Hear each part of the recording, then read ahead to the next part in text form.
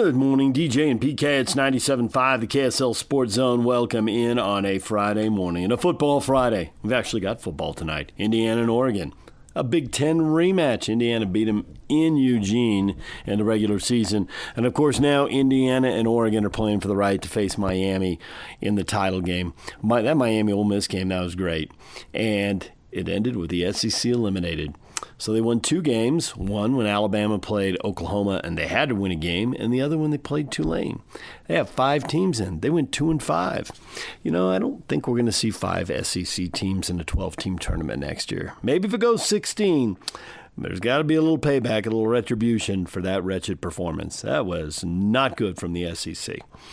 All right. Also, the Utah Jazz played last night, and they got the win. They beat the Dallas Mavericks. For more, let's get to the Best of the Jazz postgame show. So Jazz recap here on DJ and PK 97.5, the KSL Sports Zone. Jake Scott with you, and the Jazz win. Second night of a back-to-back, come back home and beat the Dallas Mavericks 116-114. Clutch execution down the stretch. Big shot from Keontae George, and the Jazz go away winners at home.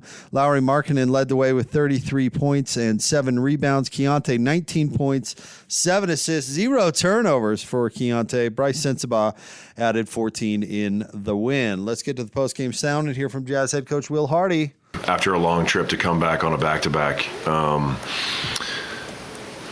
and having some guys out, I thought the team really dug in, and that's like a grinded-out win. I thought our crowd was terrific tonight and gave us a big lift. But the reasons why we were able to grind out a win on a night, you know, where there may be some fatigue coming off the road, and we don't shoot it well, is our defense tonight I thought was great. We had some really long stretches where we guarded the paint well. The fourth quarter, they only had 4 paint points. And then we only had 9 turnovers, and you end up winning the possession battle. And that gives you a chance to win on nights when you're not your best in terms of shot making. And I think it's a good example for our group of things that we can try to focus on every single night so that we're not just reliant on shots going in. I thought a lot of guys contributed tonight. Obviously, Lauri had a big game. Key made a big shot late, but I think Cody continues to improve and is having some really solid minutes for us. His defense has been pretty high level here recently, and he's putting a lot of pressure on the rim. He caught 2.5 lobs in a quarter, which I thought was great. Getting out in transition, putting pressure on the rim, he's finding ways to impact the game. Walt had another solid night, and I also felt like Kyle Anderson gave us a big lift tonight. His basketball IQ, his savvy, I think really helps us in a lot of ways. Even the last play where they're trying to run the catch and shoot for Klay Thompson, he's guarding the inbounder and sags off and kind of ends up making Klay have to take a little bit of a different route so he can't get a catch and shoot. So really happy for him. He's obviously not been in the rotation full time, and he's stayed ready and continued to work. And, always happy when guys do get an opportunity and they're ready to go. But that's a great win coming off a road trip. I'm really proud of the team. Is it maybe reading too much into Walt's past experience, or is it correct in saying that, late game situations, bright lights, that he has experienced those things before, and so that helps him here? Yes, he has experienced those things, and Walt is definitely not afraid in those moments. At the same time, this is a different level, and so I think there's things that he probably takes from that experience. I also think it's probably just part of who Walt is. He doesn't shy away from big moments. He's taken a lot of big shots in his life. And so it's definitely something that it's one of the things that we really liked about Walt in the draft was that he had a winning pedigree and is tough and has shown that in tough moments that he's got the courage to deliver. I think it's definitely part of it. Bryce had deep three late in the game and then had it steal and kind of run out the basket. Seems like he's been making maybe more of a consistent impact recently, but just kind of what have you made of his play tonight in general? Yeah, I think Bryce has worked incredibly hard, and we've talked a lot about the work that he's done on his body and what that has given him the ability to do on both sides of the ball. It speaks to the work that he's put in that Bryce actually hasn't been shooting it great from three lately.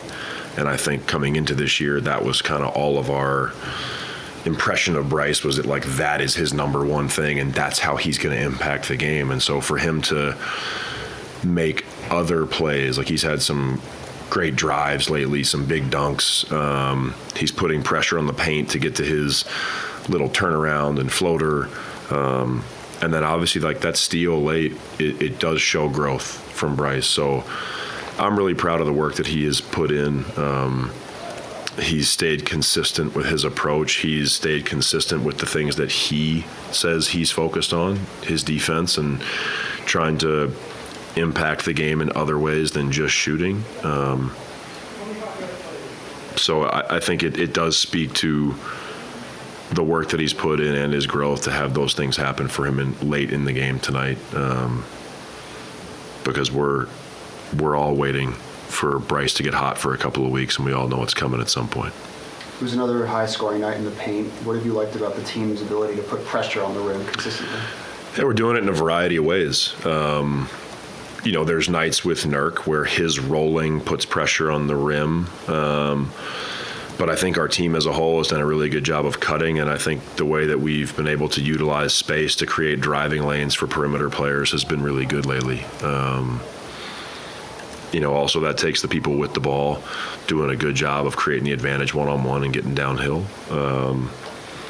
But it's been a team effort to do it. To do it last night and then to do it again tonight where Nurk doesn't play and you don't really have the rolling threat that Nurk provides, it does show that the team is understanding different ways that we can apply pressure on the paint. That is Jazz head coach Will Hardy after his team's 116-114 win over the Mavericks. Let's move on to the players. Hear from Keontae George. Tonight you bring it. Where did you find the energy to pick up this really impressive win? I mean, yeah, we talk about competing up at our compete level, but I think today, from top to bottom, we was just professional, understanding what we're here for. At the end of the day, it's a part of our day, 48 minutes. I mean, we trained for so long. This is what we work for, so we did what we needed to do, obviously, throughout the day to make sure we was ready. And, honestly, I can speak for myself, and it just felt great to be around the home crowd and feel the energy. I'm sure everybody on the squad felt the same, so obviously the fans give us, that boost of energy when we need it. Where'd you find the defense lately? Isaiah said it was about film session, but you guys have found something. Where did it come from? I mean, obviously, we went back and watched the mistakes, obviously, but it's more so of a want to. We had to look ourselves in the mirror, understand, what type of team we wanted to be, what's our identity on that side of the floor. For us, I mean, we just want to, you talk about being the bully. We just want to be the bully on that end. Let's be physical, set the tone of the game, and but it's just a will to want to. Everybody on the floor wanted to guard. Everybody wanted to get stops, but it's that will to win at the end of the day.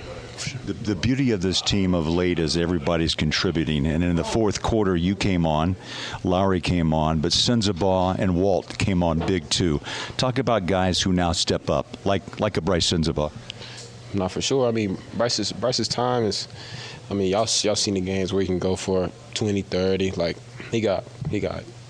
I've seen him do so many things in practice. Yeah. He got all the tools. But yeah, Walt's been coming into his own. But yeah, when you look at the good teams down the stretch, obviously, teams have their guys, but if we can continue to play team ball and the other team doesn't know who we getting the ball to, what plays you're running, like if we can just let the ball have energy, I think that's what we did tonight. Bryce hit a big time tray ball, top of the key. Larry felt like he had it going all night, and then I was able to step up, make a big turnaround, But everybody defensively, Walt making a phenomenal play at the rim, coming over fouling, like it's just things like that honestly, lead to winning. So we're trying to put ourselves in these spots as much as possible this season. So now we can stop talking about the compete stuff and we can talk about, the little schemes and stuff. So, down the stretch, we're able to execute and win the game. Do you feel the growth with this team? Is it happening right now? We've showed spurts, but obviously the game last night and to come in and play the way we played, it should be a positive thing for us. So obviously we get the day off and then we come back and play a good Charlotte team. But Scott said it to us in film, like we did it one night, but we can't just do it one time. We got to do it over and over and over again, but we got to take it day by day. So I think that's just what we're trying to do right now. We got 2 really good days as far as competing. So we go back to the drawing board and do it all over again. That's Keontae George, 19 points, 7 assists for Keontae last night. Let's now hear from Isaiah Collier. 8-day, 4-gamer. It's amazing you guys worked through this. Yeah, like you said, a long road trip. We were tired for sure. We just got back last night, but it's no excuse at all. Come out here and play every single day, when we're supposed to. So, that was the goal today, to get after it and, rest when we get the rest. What's happened defensively? It seems like things have changed. You guys are communicating, believing. You tell me. Film sessions, that's what happened. So, I think, we're starting to buy into it, honestly. I think, for all of us, we felt like it was embarrassing, as far as what we was giving up. So, it's just having pride, competing, and, just trying to get out there, honestly. What do you see in Bryce Sensabaugh tonight? He took a couple of wicked falls last night, took another one tonight, picks himself up at the floor, and comes up with some big shots, and so did Walt. Yeah, that charge in the fourth quarter, I think, changed the game. So, Walt hit big shots, Bryce hit big shots. That was big for us tonight. We got the win. Finally, you guys seem to be on a stage now where Key and Marketing are working really well together. Mm-hmm. Tonight, they hit a couple late shots that really turned this game around too. They're who they are for a reason. So, big shots. I think that's what they're built for. And, we lean on them as leaders, as a team, and, we expect them to make them shots, and I'm sure they know they can make those shots. So, yeah. Big win, and thanks for your time. Thank you. There's Isaiah Collier, 7 points, 6 assists in the win. The Jazz beat the Mavericks 116-114. Next up, the Jazz take on the Hornets tomorrow night at Delta Center. Tip-off for that one will be at 7:30. Pre-game begins at 6:30. There's the best of the Jazz post-game show. When we come back, Dom Moore from the Mammoth broadcast team talking about an outdoor game for the Mammoth. They're going to play at Rice-Eccles Stadium. That story next. DJ PK and Dom Moore joins us, Utah Mammoth analyst for SEG Media. His appearance brought to you by Hercules First Federal Credit Union, growing stronger together. Dom, good morning. Good morning, guys. Well, Dom, it wasn't the biggest surprise in the world, and if it wasn't a big surprise to us, I'm thinking it wasn't a big surprise to you. But nonetheless, outdoor hockey, kind of cool. People like events in the middle of a long season. It's going to stand out and be something to look forward to, right? It should be fun, which allegedly is part of what sports is about when it's not about, money and power and all that stuff, fame. This was huge news. Obviously the cat was out of the bag just a little bit on social media, but before the announcement. But this is a big, big moment, big day for Utah, for the Utah Mammoth. And I just feel like there's a lot of our newer fans, too, that don't really know what the Winter Classic is yet. And, I just can't wait to tell them and show them. And, it's just such a celebration of the sport, the uniqueness of playing hockey outside where, the game started, and, where its roots came from. And as a player, as a fan, it's just a once-in-a-lifetime kind of thing where you get so many people together to celebrate the sport and be a part of a unique and special event. Yeah, I grew up first part of my life in northern New Jersey, and so obviously a lot of lakes and all that type of stuff. I even grew up in a town that's first name was Lake, and I can remember as a youngster going down there and watching guys play when the lakes would freeze over, and you'd have the trash cans there, and the heat would start the fire because it would start to get then, especially the back there, it gets dark so early in the winter that it was always fun just to be able to do that. And we've seen that with baseball. They have played in the Field of Dreams next door to it, and then they've gone to Williamsport and played a game. And you could tell that the players, there's a little extra juice in a long, sometimes monotonous 162 game season here. I'm just wondering, how do you think the players are going to respond to this? Because it's an opportunity to do something different and probably return them to their roots. These are younger guys, but even when they were younger, just as a child. Well, you nailed it. I mean, listen, I was very fortunate in my career to play in 3 outdoor games. When I was a member of the New York Rangers back in 2014, we played 2 games at Yankee Stadium. So iconic venue, of course, and those are some of the greatest memories of my career. And you nailed a big part of the reason why. Just obviously being in a historic place that you have heard about and a legendary kind of place, but the uniqueness of being outdoors, playing, the ice, it was a cold night at Yankee Stadium, and the ice, is even faster than it normally is it's harder, and so there's more glide. So that made it special, and it just brought me back to those days like you're describing on the lake or on the pond, and just totally breaks you out of, especially if you've been fortunate to play a lot of games in the NHL. It's something that is so unique and different out of the schedule. It makes for some of the most special moments, particularly when you win, of course, which we did in both of those games at Yankee Stadium. So incredible stuff. So how different is it for the players? Because we have heard stories about, when a game has been played in daylight, sometimes the ice is a little soft because the weather doesn't cooperate. The science has probably gotten better over the years. The ice could be a little rougher maybe. How different is it when it comes to the actual competition? Well, the NHL has gotten this down to a science. I mean, the ice, even in some of the warmer climates, they just did one in Miami, obviously. They've been in Southern California. I mean, they've got this dialed in. I think, some of it, though, depends on the weather, of course. The games I'm describing, was low teens, I think, in the Bronx in New York, and it made for harder ice, which made the glide more. Obviously, if there's snow, that'll add some friction and slow the puck down, like the first ever Winter Classic that took place in Buffalo, and Sidney Crosby's famous penalty shot where he's stick handling the puck through fresh snow. That's what Logan Cooley, when we talked to him yesterday, he's hoping for snowfall for his Winter Classic experience. Obviously, that would add a little magic to the whole experience, but that's kind of the science behind it. But the league has gotten so good at creating great conditions for the players that I have no doubt they'll be able to do that again. And I feel like Utah is perfect, especially that time of year, to host this kind of a game. I believe you had a couple of stints with the Rangers, so you weren't there an extremely long time. But are you a brother of mine? When you played for the Rangers, did you live on the Jersey side?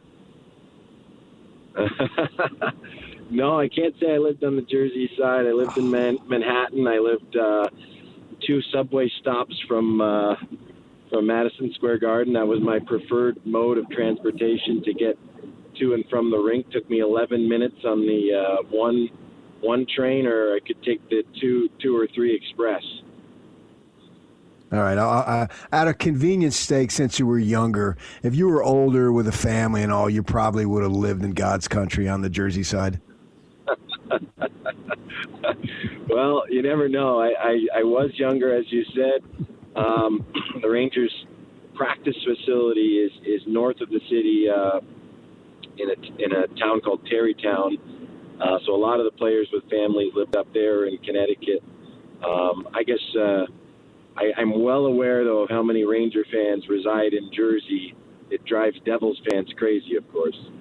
Yes, it does. No, obviously, right? As far as the team on the ice, what are your expectations for this homestand? They got it started with a win. We were talking with Mike Folty. He said it reminded him of a spot in the schedule last year where they really need to turn it on, and they just weren't quite capable of it. What do you think about this 7-game stretch here? Yeah, listen, I feel like the last game of the road trip at Madison Square Garden was a big one, and the reason they were able to pull that game out is because they kept their focus and intensity despite trailing for most of the game.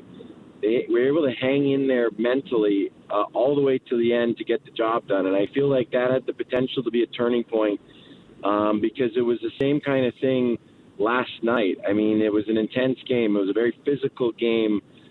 They took the lead early, but it really took maximum focus all the way to the end to get it done. You need key contributions from all over, right? Obviously, we all know the goaltender is always a huge part of that. You need some key saves, but you need to get the timely penalty kill when you need it. You need to get the timely block shot or defensive back check play or in some cases these details like a face-off or a line change that make all the difference in these close games. And I feel like they're starting to turn the corner with understanding that and being able to sustain their focus for as long as it takes to get the job done. Tomorrow will be a big test, right? The team has not been able to win 3 in a row since that first win streak in October. So if they can do that, that'll bode really well going forward. In listening to the folks, the players, and obviously Tony talk afterward, one of the things that struck me, Lawson Krause talking about, we were just ready from the get-go. As soon as the puck dropped, we were into it. And then Tony's talking about that too. And it makes me wonder, okay, I get it. And obviously that paid off. But what do you got to do that more consistently? Because if you show me you can do it, well, then you on your own have established the level that's what you need from the very beginning almost all the time. And if you've done it once, go do it a whole bunch of times. What's going on there to make sure that this team has the self-stated effort that they had in this game, that they continue it?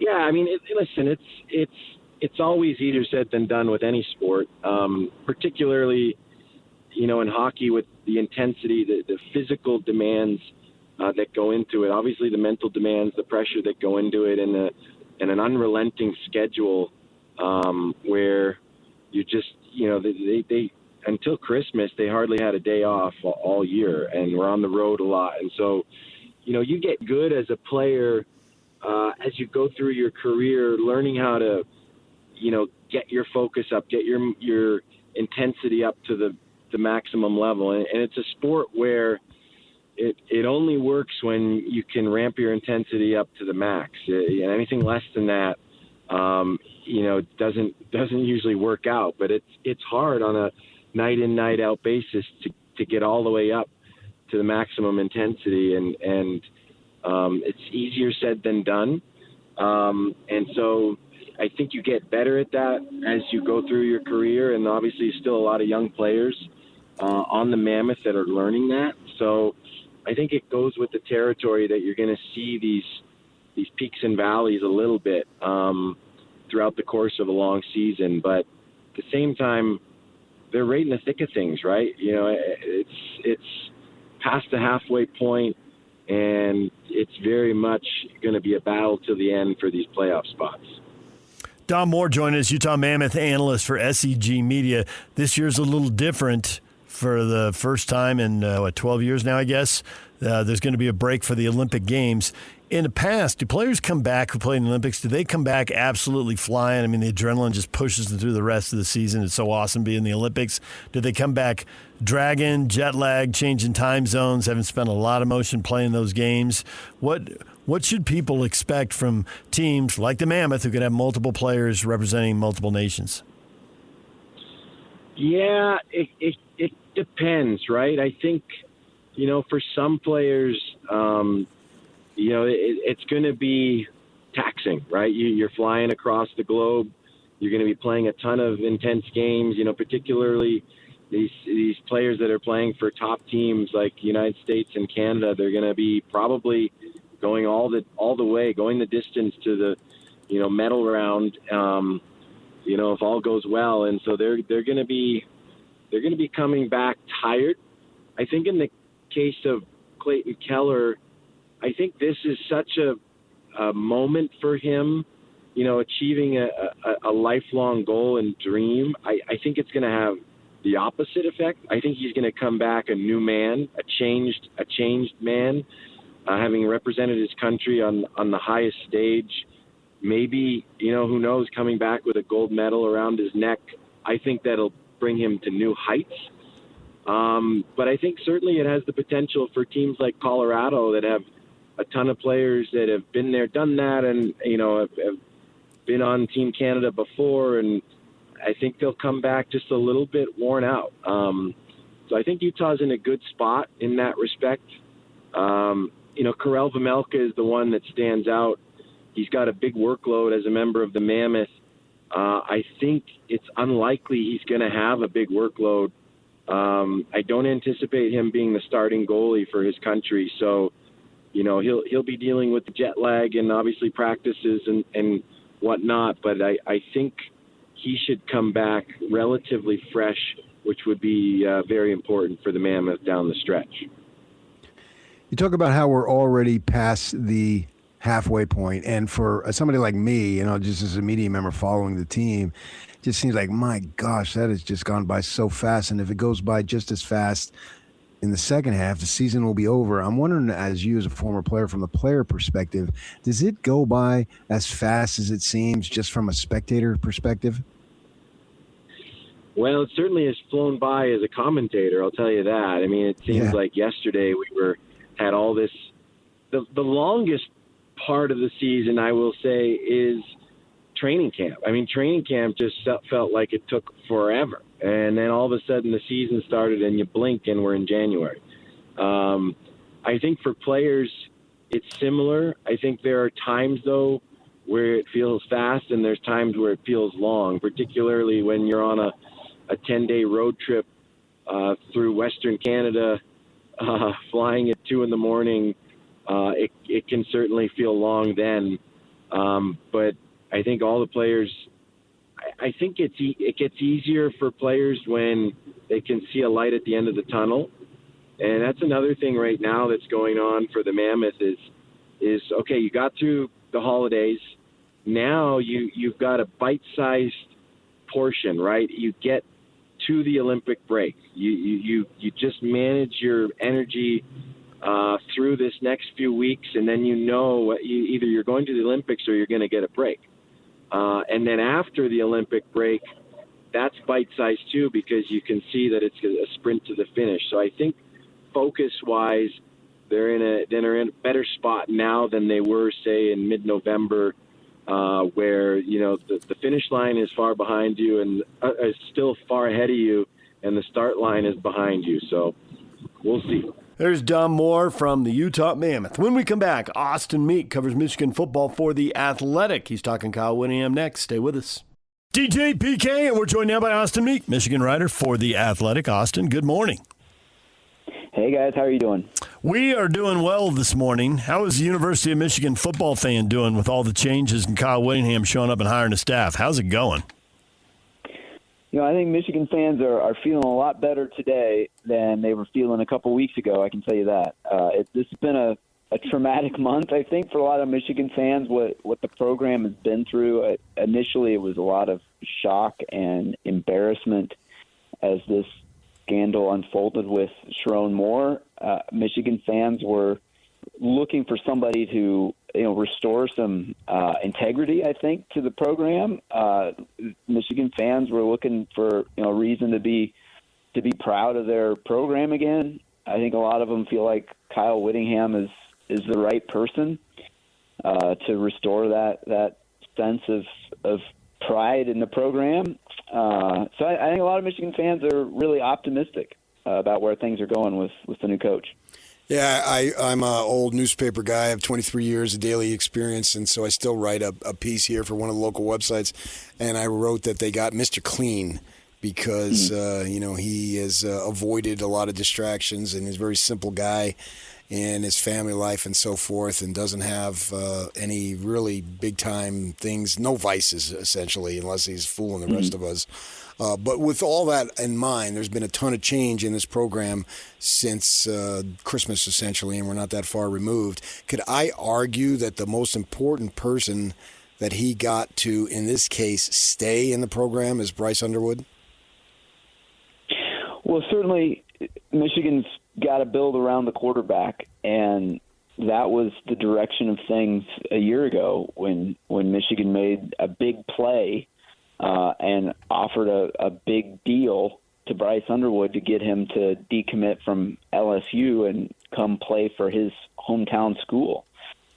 I think it's an interesting question in terms of what's best for Michigan next season and long term, because the reality is Bryce Underwood was a below average starting quarterback in the Big Ten this year.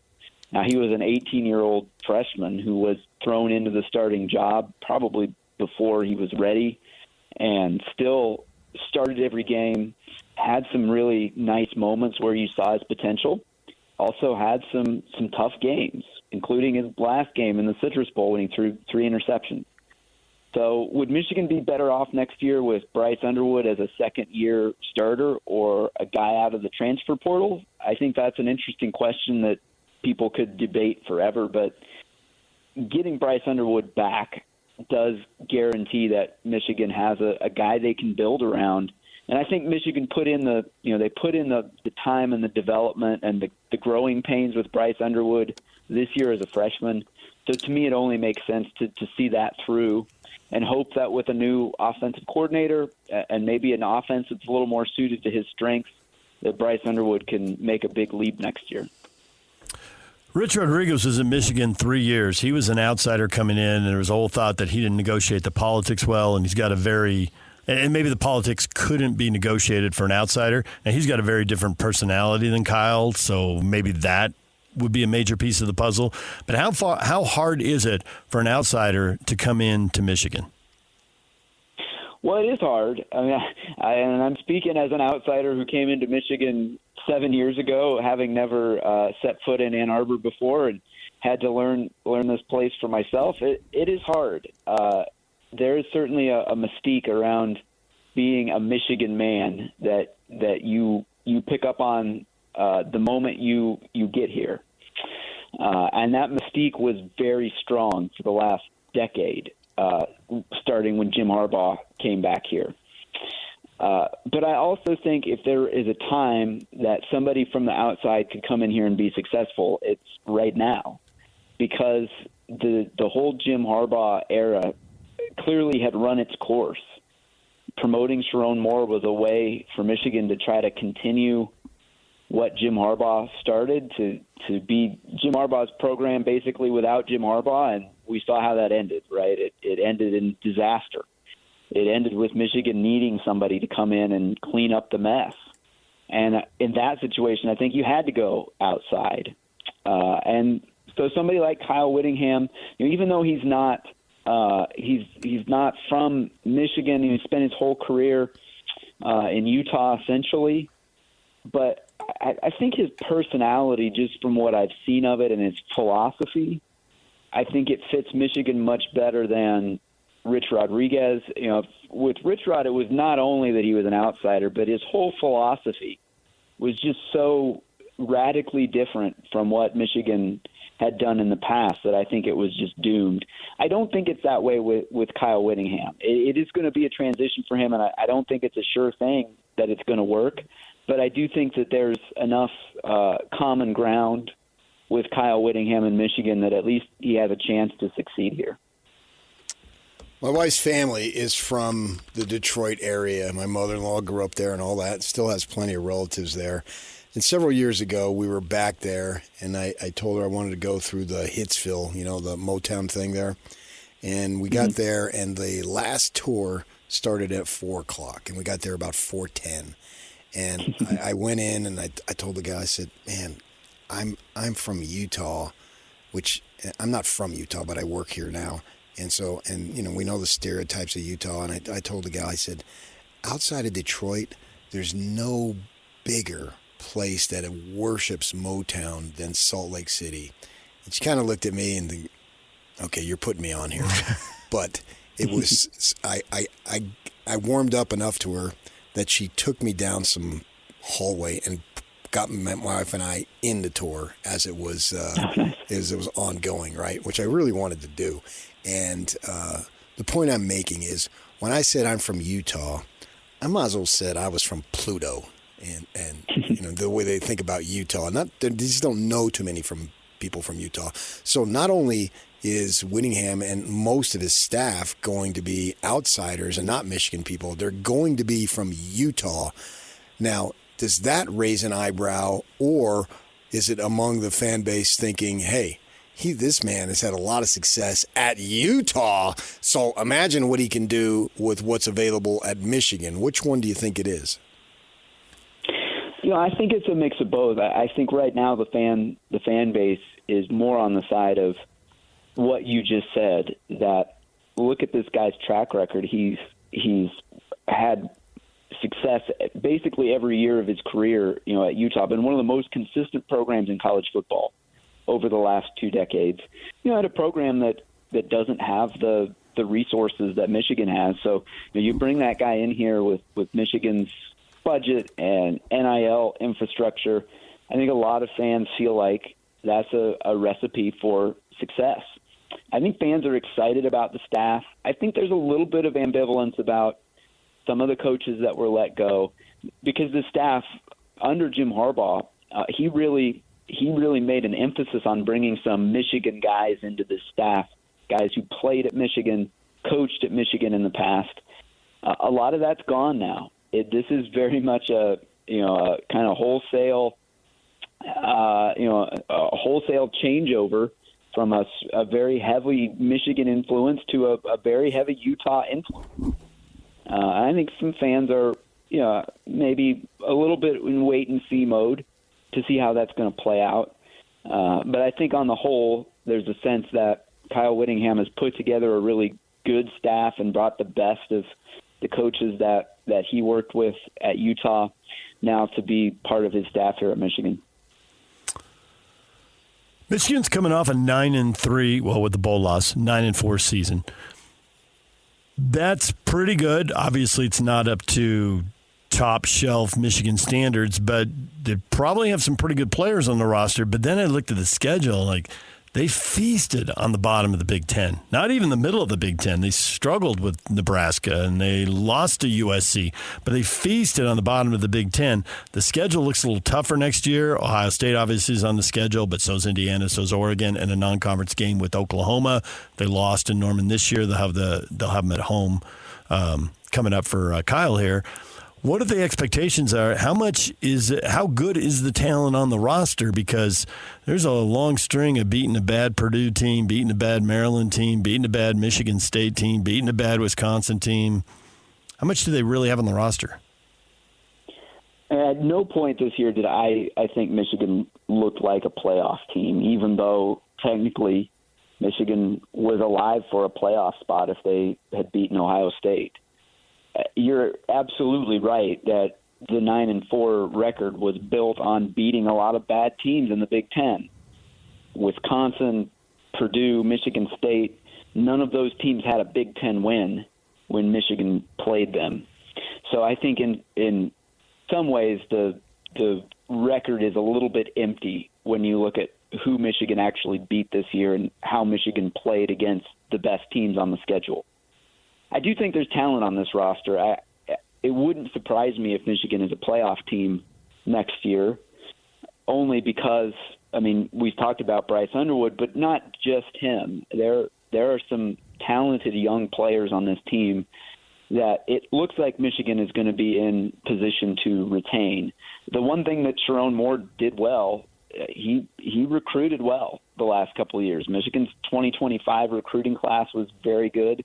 The 2026 class, which appears to be more or less intact, was very good.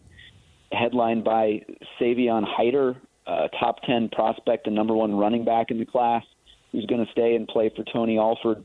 Carter Meadows, a 5-star edge rusher in that 26 class as well. So there's talent on this team. A lot of it's young talent. I think what's going to determine whether Michigan is a playoff team next year will be, can they go in the portal and get some experienced guys to fill some gaps, because a lot of their best players are young players. But there is talent in this program, and I think it's set up over the next 2 to 3 years for Kyle Whittingham to have success here. I'm wondering also, too, the lack of the Michigan connection that the majority of the coaches will have. Excuse me. How much of that is a big deal in terms of recruiting, with the idea that Michigan basically recruits nationally anyway? Yeah, I agree with you. I don't know how much that stuff matters in this era of college football. You know, if this was 5-10 years ago, I think that would be a big talking point. But in this era, so much of it is about, do you have the infrastructure with NIL and revenue sharing and your personnel department to identify the right players? And if Michigan has that, I have high confidence that Kyle Whittingham is going to be able to coach the team. I think there's not many guys in college football you feel better about, just from a pure coaching standpoint. So it's really just about, does his personnel department and the NIL collective and all the people who have to work together to build the roster, does he have all that in place to get him the right players? And if he does, I think he'll be successful. And so much of it is just about having the money and figuring out who you want to spend it on.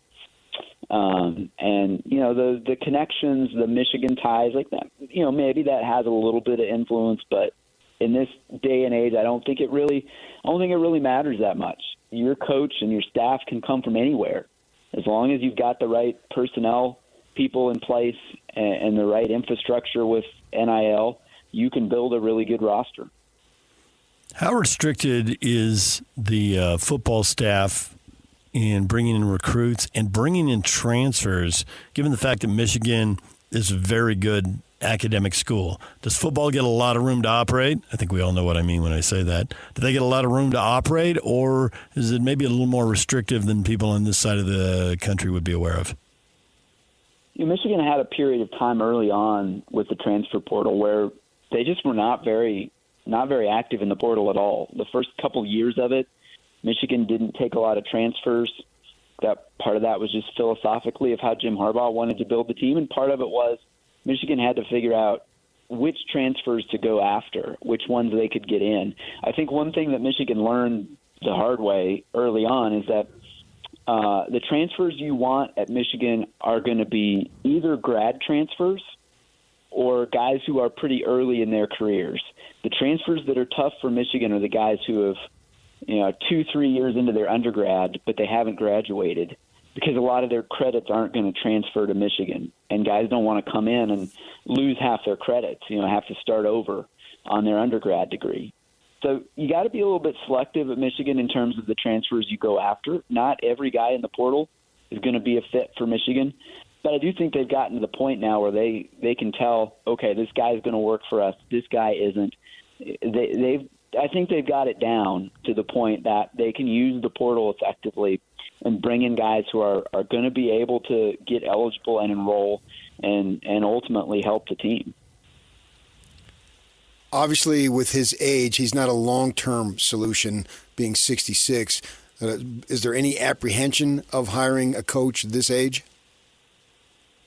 I think there is a bit. And I think that's one of the things that maybe people aren't thinking about it right now.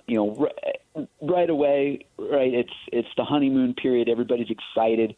I think that's the I think that's the overwhelming feeling here is excitement about Kyle Whittingham. But then, as time goes on, I think that's one of the things that is going to really define how we think about this era for Kyle Whittingham. Is he going to be here long enough to really put his stamp on the program, and what is that transition going to be like? Because it's going to be a question. I mean, my understanding is it's been a question at Utah for a while, right? Yeah. About when is he going to, how much longer does he want to coach? What's the transition going to look like? Who's going to replace him?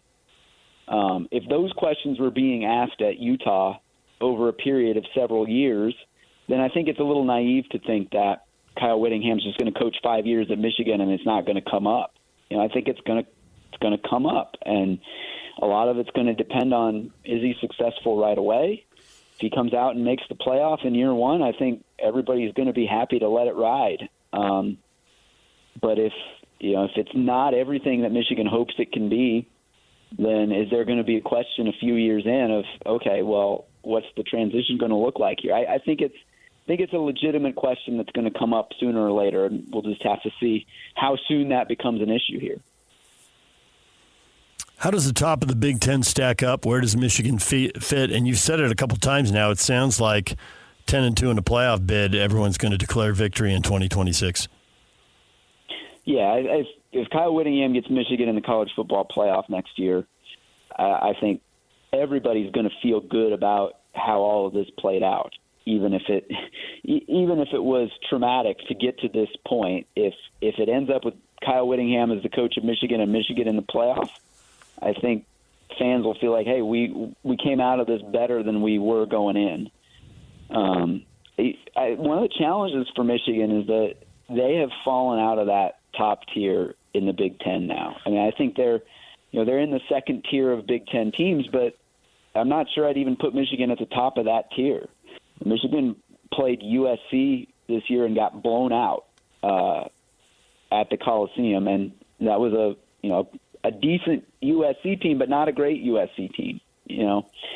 Michigan got beaten pretty soundly by Illinois last year.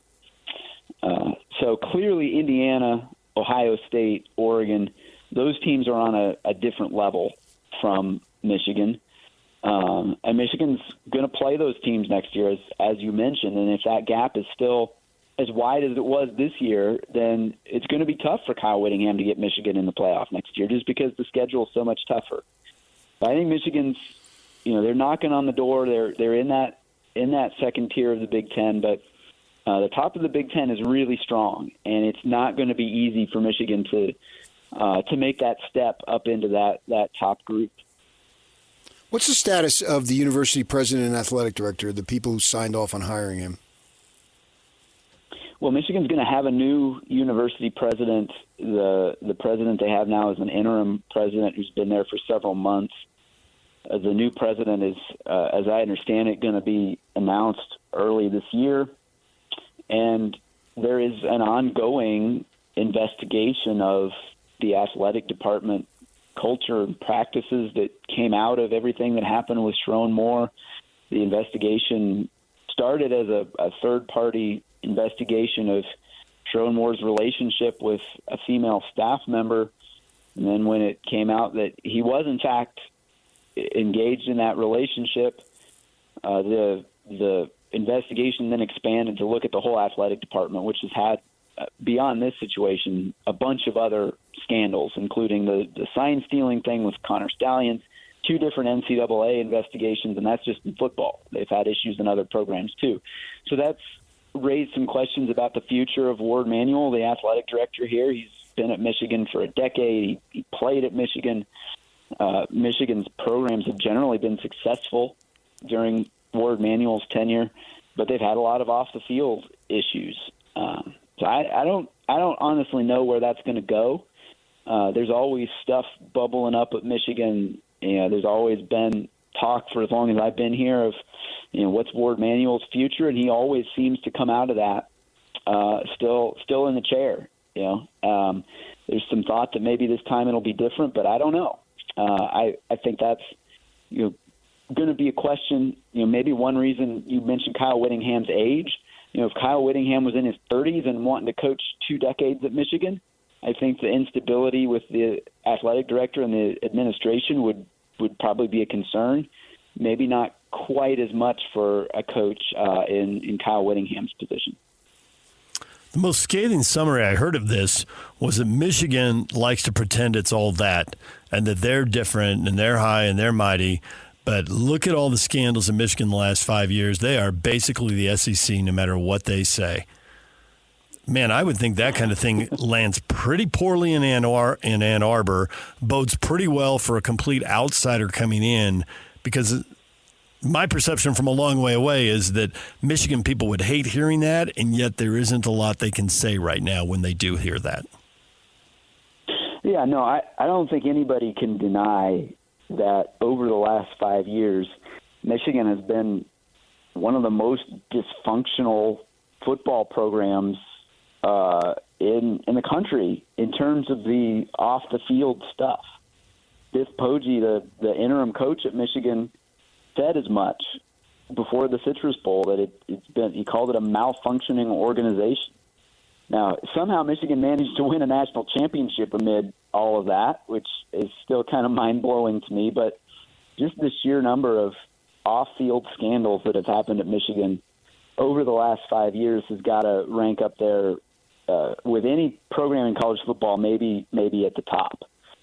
That is, I think, a blow to the self-image of Michigan as the leaders and the best, the program that sets the standard in college football. I mean, you hear a lot of that stuff around here.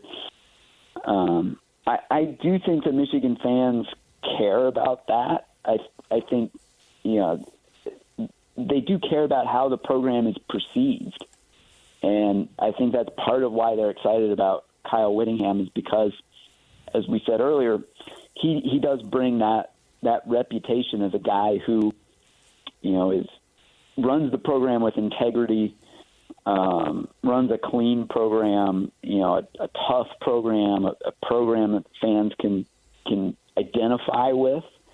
They're really ready for that after all of the scandals that have happened over the last few years. Well, has it finally happened, Austin? Has Kyle Whittingham been contacted by Tom Brady? I don't know the answer to that, to be honest. I know Tom's got some stuff going on right now. Tom's got another coaching search he's got to worry about in Vegas. So I don't know if they've had time to talk. I mean, Tom, he stayed connected to the program. He was a big part of Bryce Underwood signing with Michigan.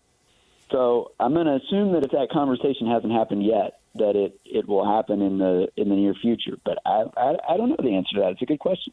Tom Brady's got an owner to get under control. There's one constant in a couple decades of chaos, and it's a guy with a pretty special. Yeah, right. There's one constant. It's a guy with a bowl haircut, and I think he's causing some problems. Managing up is a problem for everyone, including, it turns out, Tom Brady. So there's that. Austin, we appreciate the time. Thanks for joining us, and thanks for filling us in on Michigan football. All right, guys. Thanks for having me. I appreciate it. If you want to hear the entire interview with Austin Meek, wherever you get your podcasts, it's available. You can listen to the entire thing. Went for about 25 minutes with him, and you can get it Spotify, YouTube, KSLSports.com, wherever you get your podcasts. When we come back, what is trending? The headlines are next.